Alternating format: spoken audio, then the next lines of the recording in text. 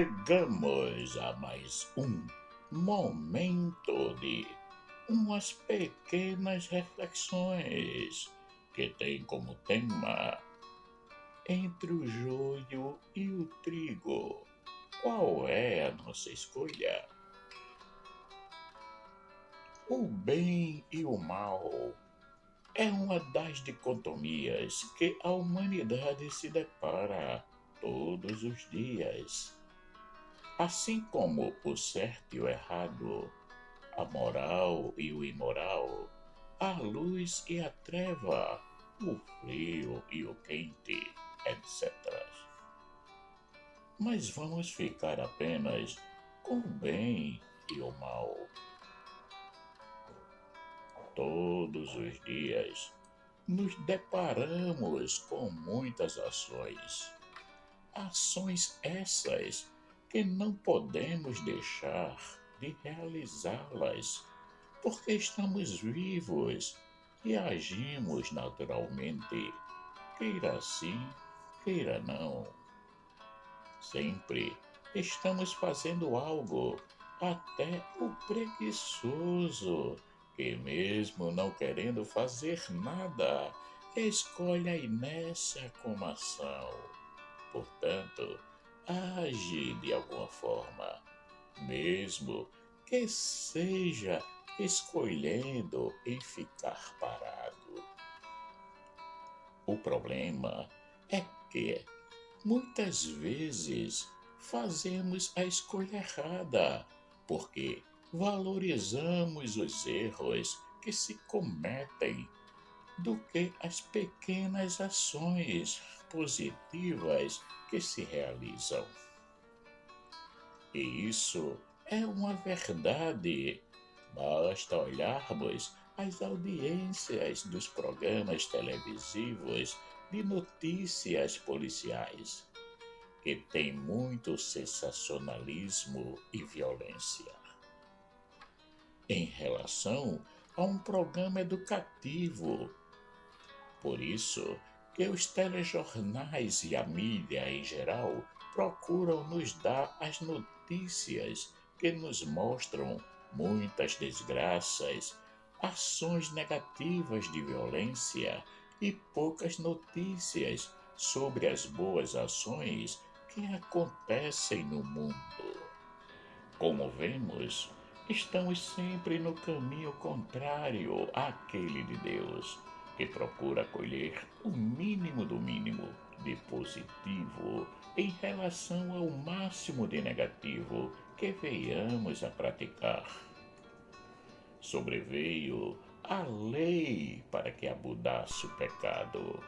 Mas onde abundou o pecado, superabundou a graça. Romanos capítulo 5, versículo 20.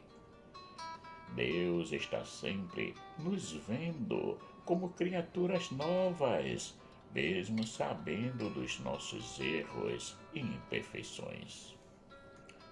Ora, se Deus nos vê sempre assim, por que nós não podemos fazer o mesmo? Isto é, procurar colocar em relevo o positivo, ao invés de ficar sempre com a imagem negativa do outro. Logo, agindo assim, passaremos a ver e a valorizar no irmão as suas boas ações, mesmo que sejam a menor de todas, ao invés de propagar os seus erros, por maiores que sejam. Na parábola do joio e do trigo, Deus nos mostra o que é mais importante. Não é destruir o mal de qualquer jeito, mas preservar o bem até o momento de separá-lo do mal e poder com segurança eliminar aquilo que não se quer preservar. Fomos criados à imagem e semelhança de Deus e não à imagem e semelhança do maligno. Portanto, o bem é a nossa essência, não podemos fazer diferente. então nos vem uma pergunta: por que fazemos o mal?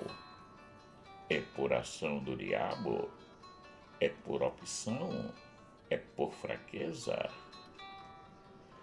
Fazemos ou praticamos mal nos momentos em que todas as vezes nos negamos a fazer o bem. Todas as vezes que nos negamos a praticar o bem, automaticamente o oposto se manifesta, que é nada mais, nada menos que o mal. Dizendo isso, não queremos negar a ação do maligno, que em alguns momentos negativos age nas nossas vidas.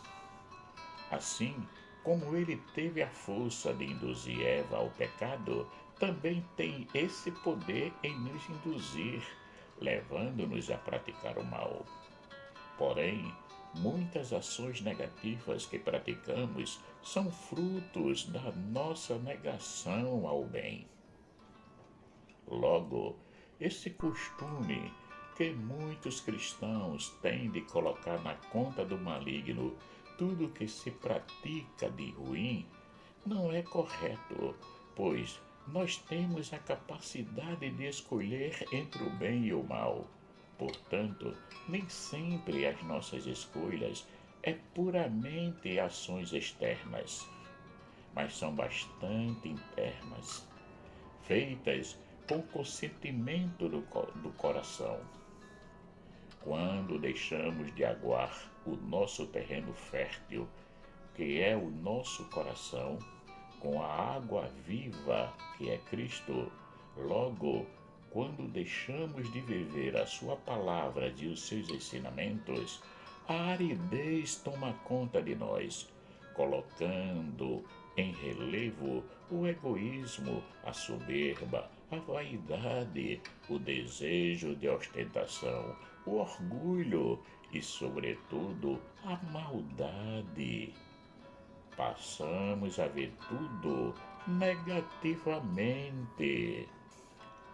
Na dicotomia, além do positivo, tem o negativo, que normalmente flui quando negamos o positivo. O erro vem quando não queremos fazer o certo.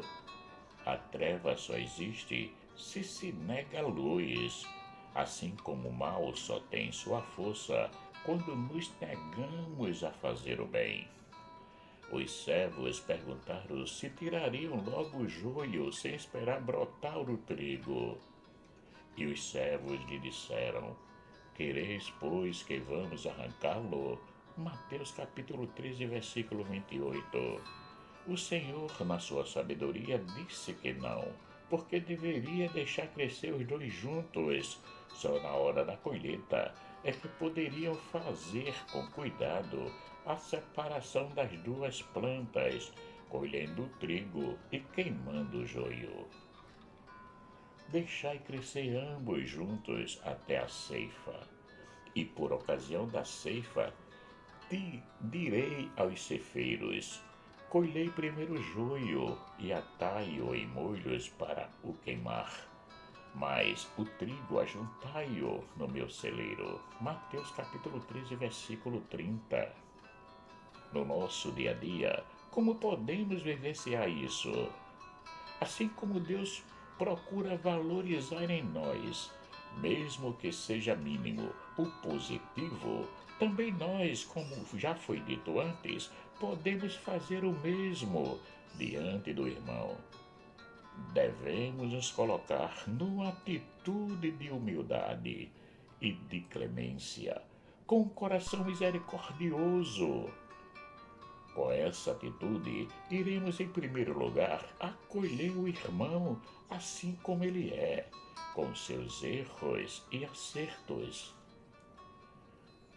Antes de formar qualquer juízo do próximo, devemos observá-lo no seu todo e procurarmos escolher o que ele pode fazer de melhor ou ter de positivo na vida. Valorizando esses pontos em cada irmão que encontrarmos, teremos a chance de salvar uma vida antes de desperdiçá-la injustamente. O justo não destrói nada que tem em mãos. Ele procura ver o que se pode aproveitar, o que se pode salvar, nem que seja o mínimo do mínimo de positivo que possa existir. Não é que ele não veja o negativo, mas é uma perspectiva diferente de encarar as realidades, partindo sempre do positivo, isto é, do bem. Como já nos foi dito, o mal é a negação do bem. Portanto, podemos nós vivenciarmos e edificarmos a corrente do bem. E não podemos negar que viver o bem é viver o amor. Só quem ama é que pode ver claramente o irmão assim como ele é, porque o amor acolhe, suporta e perdoa. Só quem ama é capaz de ver o joio e o trigo no irmão sem julgá-lo, ajudando a caminhar na estrada da vida e vai observando qual o momento certo para lhe tirar o joio e deixá-lo em plenitude só o trigo, que é o bem que vem de Deus. Amemos sempre. Diante de cada irmão, amemos. Não façamos outra coisa que não seja amar. Marcos Laurentino. Caríssimos, chegamos ao final de mais umas pequenas reflexões que teve como tema entre o joio e o trigo, qual é a nossa escolha? Agradeço a todos aqueles que já se inscreveram no canal e peço para que compartilhem essas reflexões, para que possa chegar a mais e mais pessoas. Peço àqueles que ainda não se inscreveram no canal que se inscrevam, para que possamos mantê-lo ativo, pronto para receber mais reflexões. Que o nosso eterno Pai, rico em misericórdia, bondade e amor, nos dê um excelente dia. Amém.